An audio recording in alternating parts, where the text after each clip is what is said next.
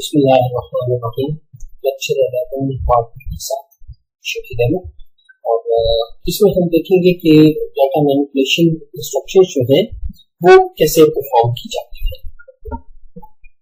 जैसे कि हम इस लेक्चर के पहले हिस्से में हम देख चुके हैं कि डाटा ट्रांसफर इंस्ट्रक्शंस जो है वो तमाम इंस्ट्रक्शंस हैं जिनके अंदर सिर्फ हम डाटा ट्रांसफर करते हैं, मूव है, स्टोर है, लोड है और इसी तरह से बाकी जो है बहुत सारे फंक्शंस हमने डिस्कस किए और हमने कहा कि डाटा ट्रांसफर फंक्शन जो है वो उसके जरिए हम सिर्फ डाटा ट्रांसफर करते हैं। लेकिन इसके साथ हमने बात की थी कि नो चेंज, हम कोई चेंज नहीं करते, सिर्फ लोकेशन चेंज करते हैं। While in case of the data manipulation function हमने कहा कि हम डाटा को मैनिपुलेट करते हैं, हम उसके अंदर तब्दीली लाते हैं, हम कुछ एक्शंस परफॉर्म करते हैं। जैसे कि हमने कहा कि जो सीपीयू है वो बुनियादी तौर पे दो हिस्सों पे मुश्तमिल है। एक है उसका कंट्रोल यूनिट और दूसरा उसका है अरिथमेटिक एंड लॉजिक यूनिट। तो कंट्रोल यूनिट तो सारे कंट्रोल का फंक्शन परफॉर्म करता है और जो एक्चुअल काम है जो अरिथमेटिक और लॉजिक के एक्चुअली वो तब्दीली है, तो वो सारे काम जो है वो करता है एएलयू। और ये सारे जो फंक्शंस हैं वो बुनियादी तौर पर दो हिस्सों में हम तकसीम करते हैं। नंबर वन इज अरिथमेटिक और दूसरे नंबर पे हम कहते हैं लॉजिकल फंक्शंस। मैं इसको इरेज करके तो बेहतर लिख देता हूं जी। तो इसमें हम कहते हैं कि हमारे पास होते हैं अरिथमेटिक फंक्शंस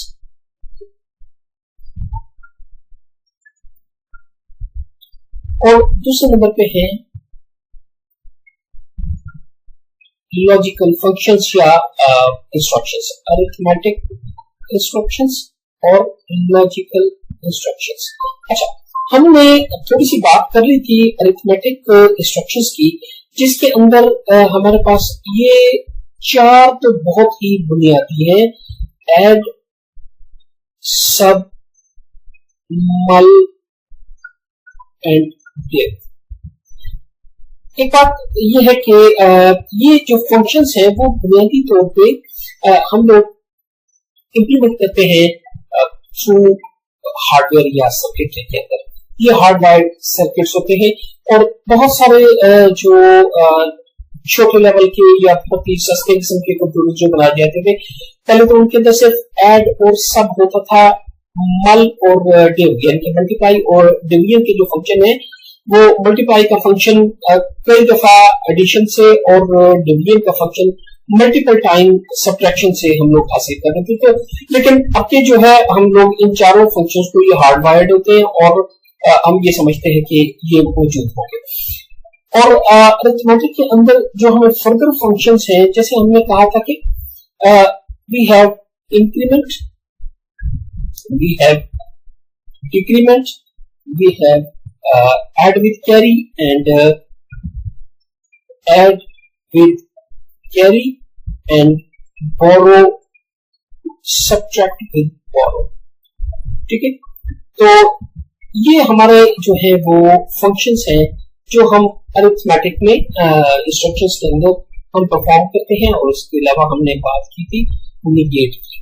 हम वन बाय वन इनको सबको डिस्कस करते हैं, इसके बाद हम आएंगे लॉजिकल इंस्ट्रक्शंस के ऊपर। अच्छा, जब हम बात करते हैं सबसे पहले हम बात कर लेते हैं रिगार्डिंग ऐड। जब हम ऐड का फंक्शन लेते हैं तो हम कहते हैं कि ऐड के फंक्शन में ऐड R1 R2 से R3। हमने इसके अंदर जो बात कही वो ये थी कि R1 को R2 को ऐड करो R3 में और इसकी वैल्यू को ले आओ R1।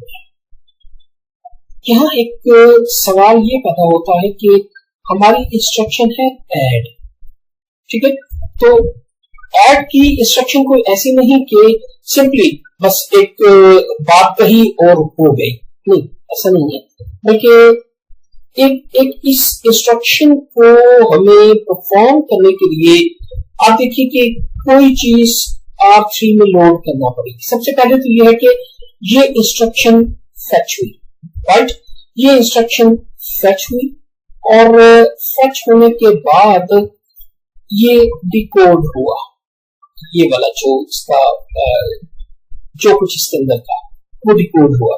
डिकोड ने कहा कि जी आपने ऐड करना है R2 के अंदर जो कुछ है और R3 के अंदर जो कुछ है। अच्छा, पॉसिबली ये R2 और R3 के अंदर पहले से ही ये चीजें मौजूद हो, नहीं है तो हमें लोड करना पड़ेगी, राइट। R2 और R3 वाला फंक्शन परफॉर्म हुआ और फिर ये जो इनको ऐड करके हमने स्टोर किया या उसको लोड किया टुवर्ड्स R1, तो ये हमने कोई एक फंक्शन नहीं किया, हमने फेच किया, डिकोड किया, फिर डिकोड करने के बाद हमें पता चला कि ये हमारी एक डेस्टिनेशन है, ये हमारी ये हमारा एक सोर्स है, ये हमारा दूसरा सोर्स है। इन दोनों सोर्सेस को हमने ऐड करके इस डेस्टिनेशन पे हमने अपना डाटा जो है वो जाके स्टोर कर लेना है।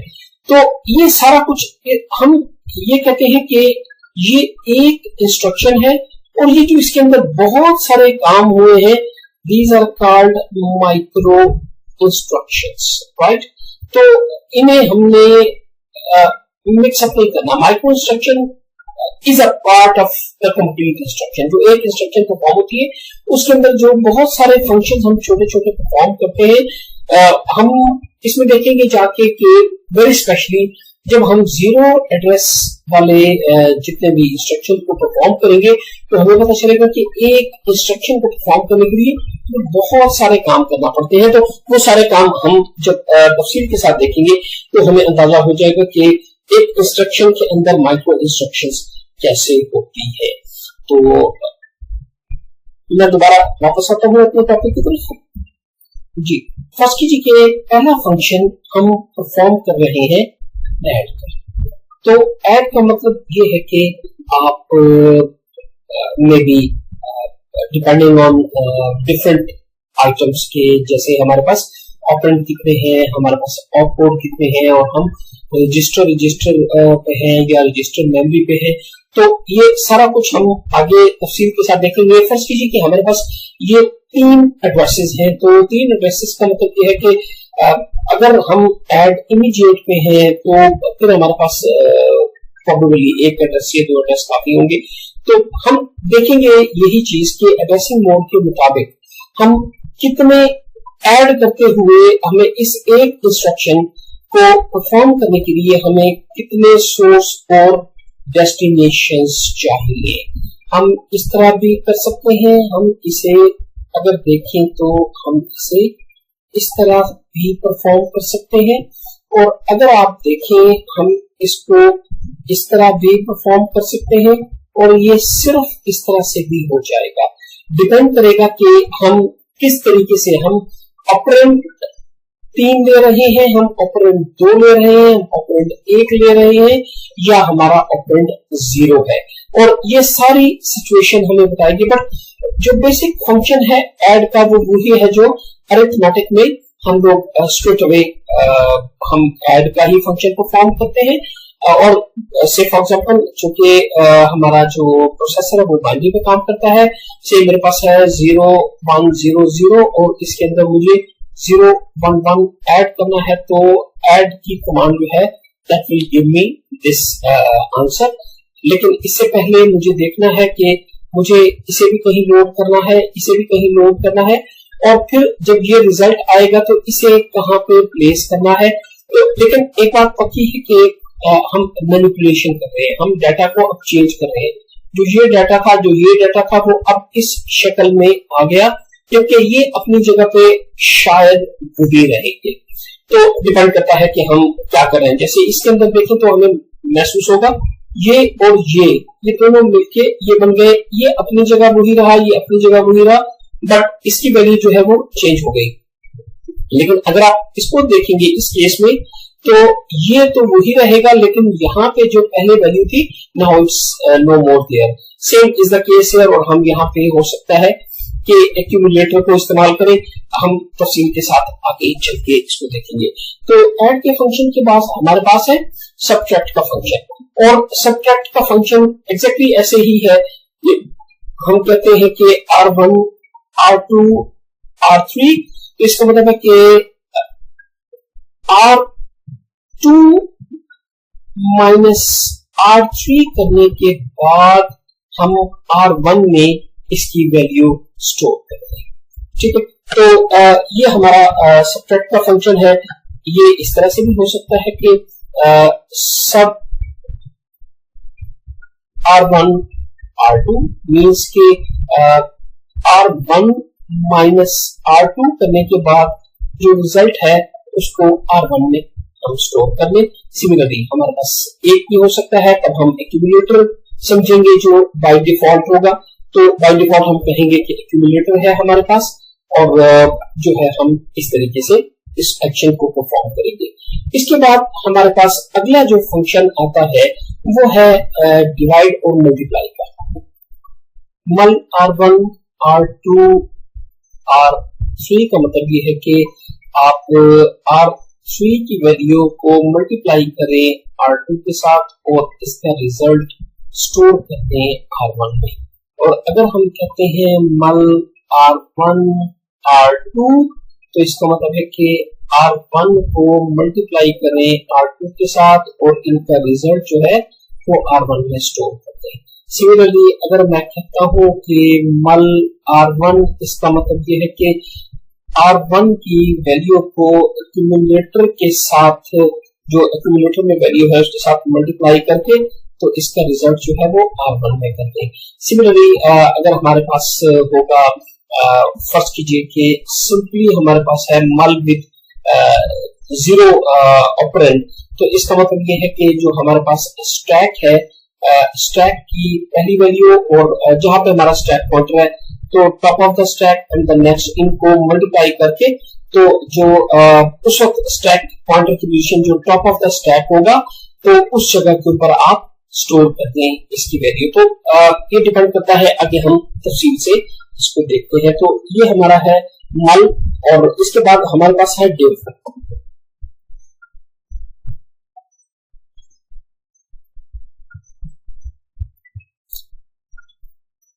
डिव या डिवाइड के अंदर एग्जैक्टली वही गेम है कि हम कहते हैं R1 R2 R3 मीन्स के R3 को डिवाइड करें R2 के साथ और इनकी वैल्यू जो है वो R1 में स्टोर करते हैं।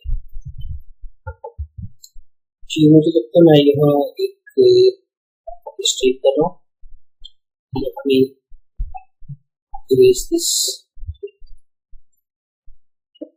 जी यहाँ पे जो इसका मायने है वो ये है कि R2 will be divided by R3 and its result will be saved in R1।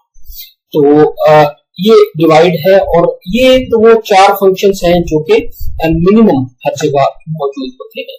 और इसके अलावा जो है इंक्रीमेंट का फंक्शन, इंक्रीमेंट का फंक्शन इसलिए है कि फर्स्ट कीजिए कि आपके पास रजिस्टर के अंदर कोई वैल्यू है और आपने सिर्फ उसे एक बढ़ाना है, तो बास प्रोग्राम्स के अंदर सिंपली आप एक इंक्रीमेंट करना चाहते हैं, बजाय इसके कि पहले वाली वैल्यू को वहां से आप हटा के और एक नई वैल्यू विद वन इंक्रीमेंट आप डालें, तो आप कह सकते हैं इंक्रीमेंट के जरिए आप सिंपली उसके वैल्यू को एक इंक्रीमेंट कर लेते हैं या एक बढ़ा लेते हैं। सिमिलरली बहुत सारी दफा हमें डिक्रीमेंट की जरूरत पेश आती है, तो हम उसे डिक्रीमेंट भी कर लेते हैं और एक स्टेप कम कर लेते हैं।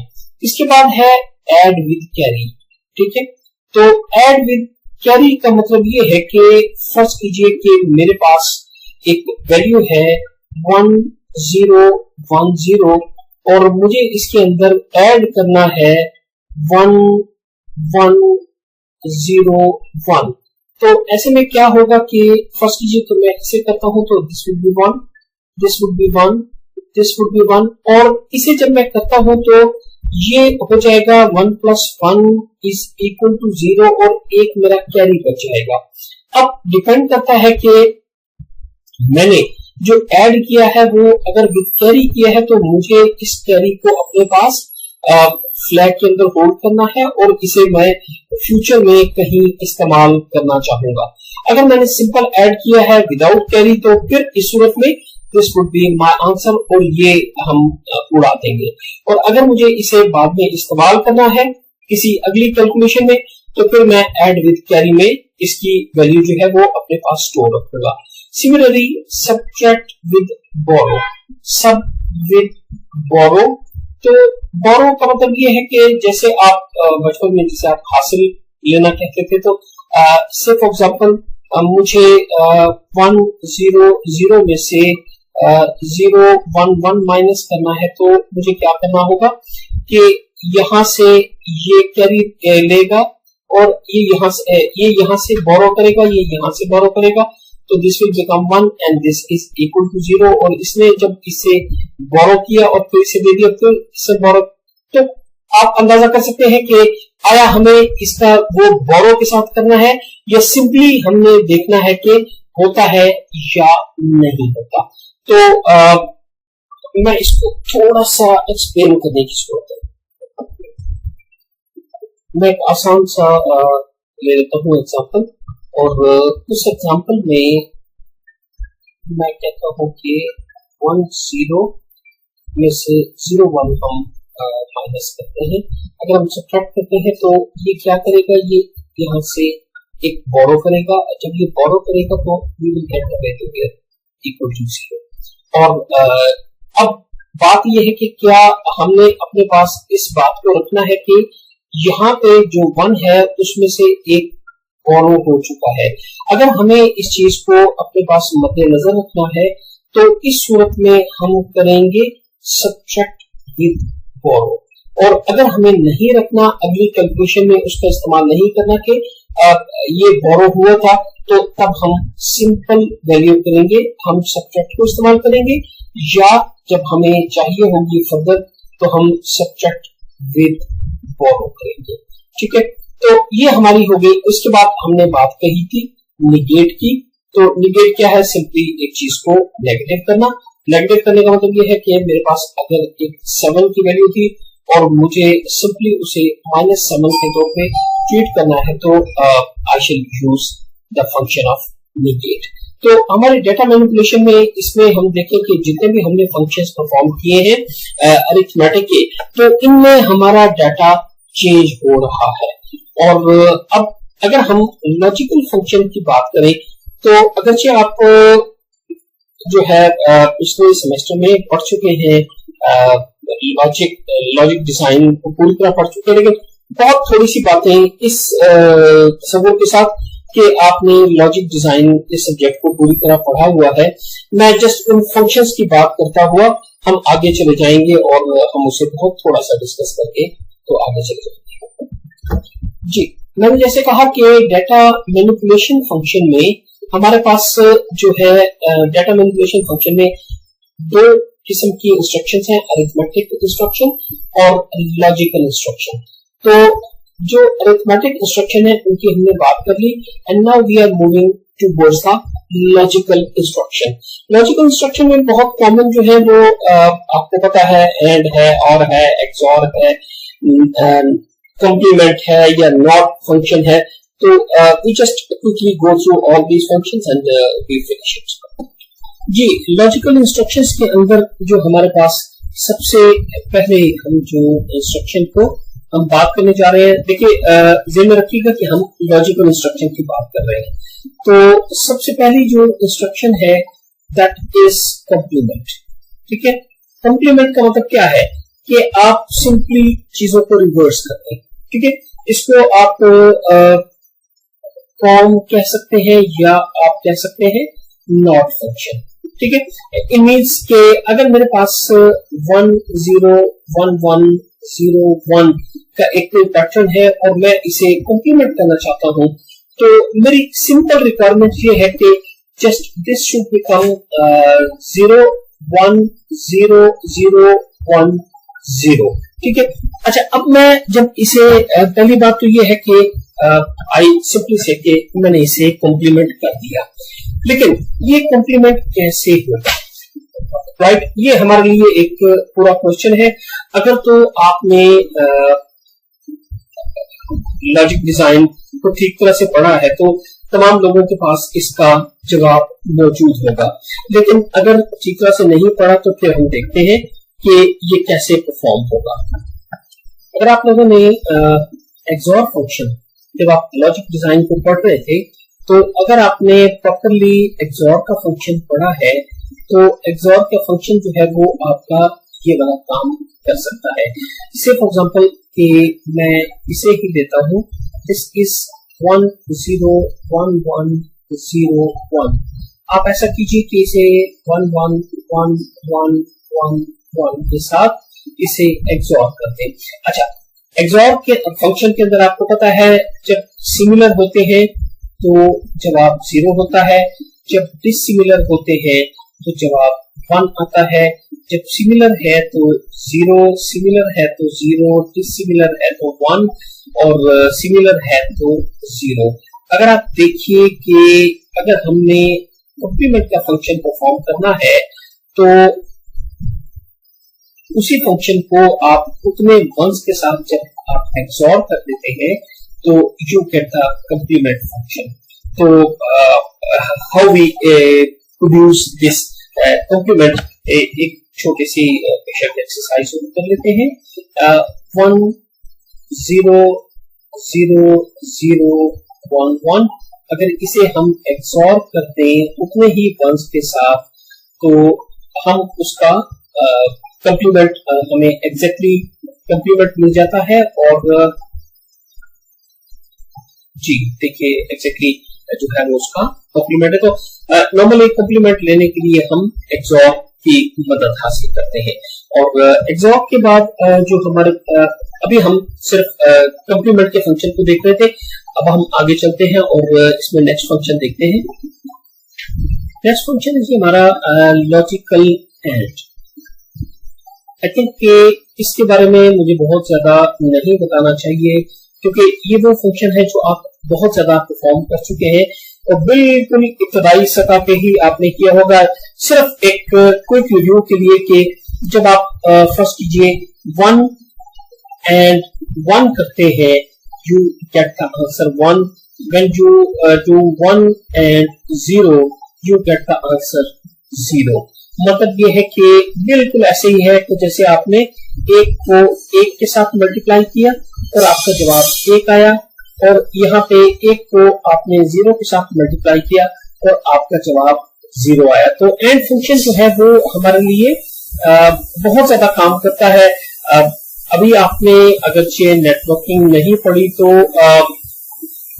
अगर आप नेटवर्किंग के सब्जेक्ट में जब जाएंगे तो आप देखेंगे कि एंडिंग फंक्शन आपके सबनेट्स और सबनेट मास्क के हवाले से किस तरह आपकी हेल्प करता है, और जो आपका आईपी एड्रेस है उसमें से आपका नेटवर्क का एड्रेस कैसे वो निकालता है, तो वो लॉजिकल एंड फंक्शन के जरिए वो परफॉर्म किया जाता है। तो बुनियादी तौर पर बस इस स्टेज पे आपको सिर्फ ये याद रखने की जरूरत है कि logical and is just like कि आप मल्टीप्लाई कर रहे हैं। और इसके बाद हमारे पास लॉजिकल आर है। तो लॉजिकल आर का मतलब ये है कि अगर आप 1 + 1 या मैं कहूं कि 1 और 1 करता हूं तो what would be my answer, तो दैट इज इक्वल टू 1। और अगर मैं 1 और 0 करता हूं दिस इज इक्वल टू 1। और अगर मैं 0 और 1 करता हूं my answer is 1। And if I से 0 और 0 इज इक्वल टू 0। तो इसका मतलब यह है कि बुनियादी तौर पे जो और का फंक्शन है वो ऐसे ही है जैसे आप सम अप करते हैं दो चीजों को। जब आप कोई चीज ए और बी को जब आप और फंक्शन परफॉर्म करते हैं तो आप बुनियादी तौर पे इन दोनों को ऐड कर रहे होते हैं, और यहां से आप दिस इज द लॉजिकल और फंक्शन।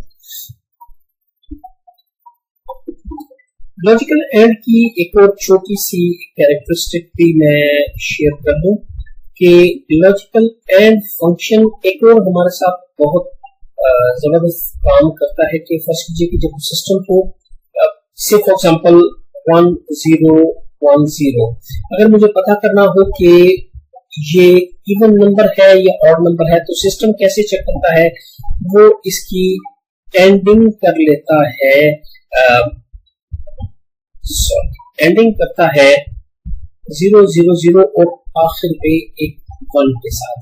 जब ये एंडिंग करेगा तो ये होगा 0, this is 0, this is 0, this is 0, इसका मतलब है कि this is an even number. और अगर आप चेक करें 1010 को, तो 1010 इज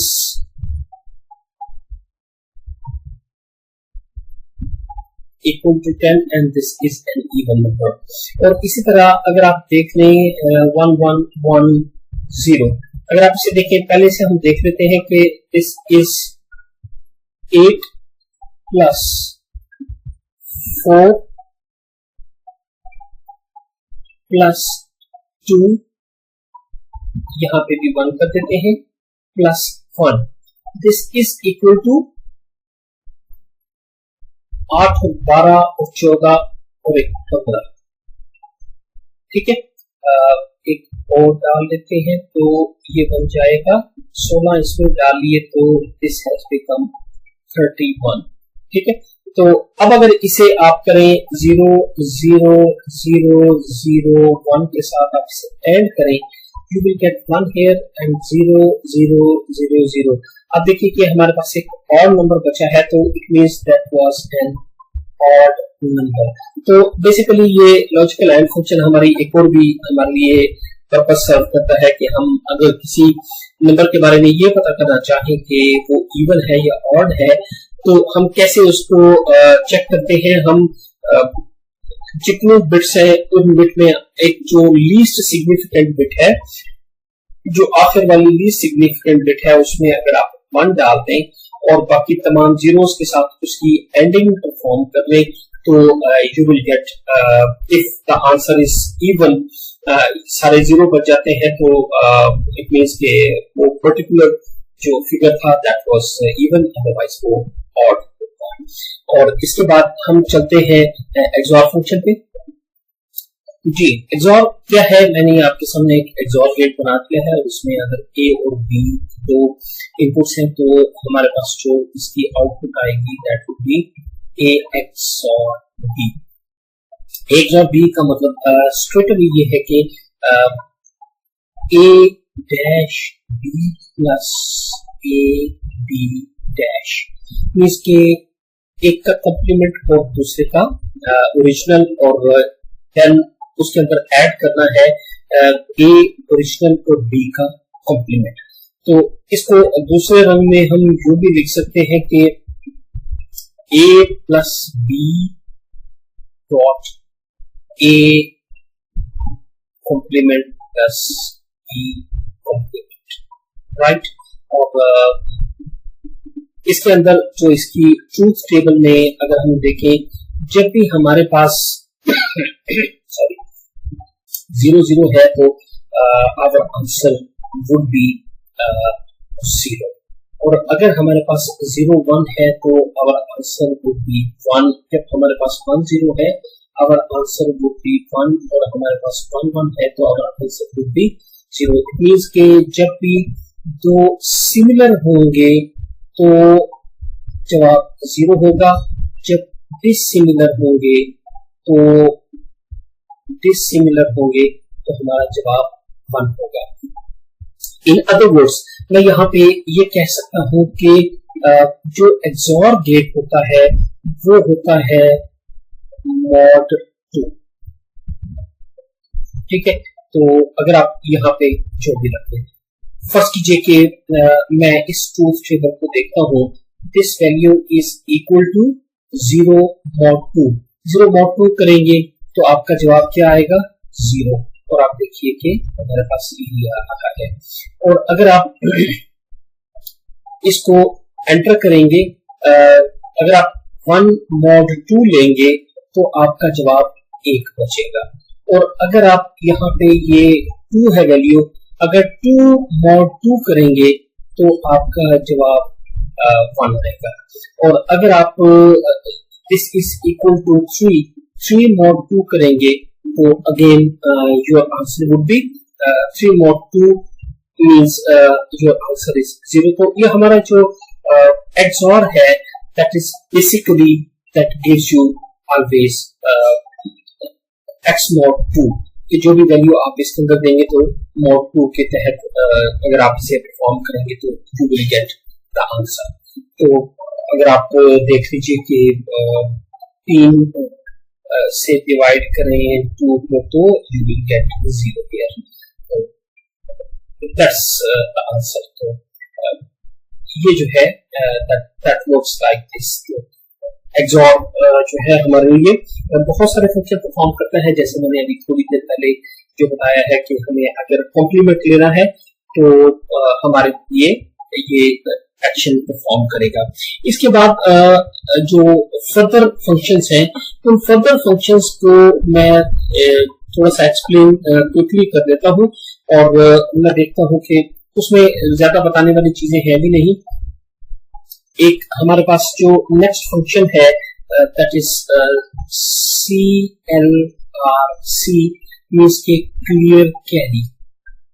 जैसे मैंने कहा कि अगर हमें ऐड विद कैरी करना है या विदाउट कैरी करना है और अगर कैरी हमने रखा हुआ है और हमें नेक्स्ट फंक्शन के अंदर नहीं परफॉर्म करना तो हम क्लियर कैरी की कमांड यूज करेंगे। इसी तरह सेट कैरी जो है इट मींस कि आप कैरी को प्लेस करना चाहते हैं और आगे आप उसे इस्तेमाल करना चाहते हैं।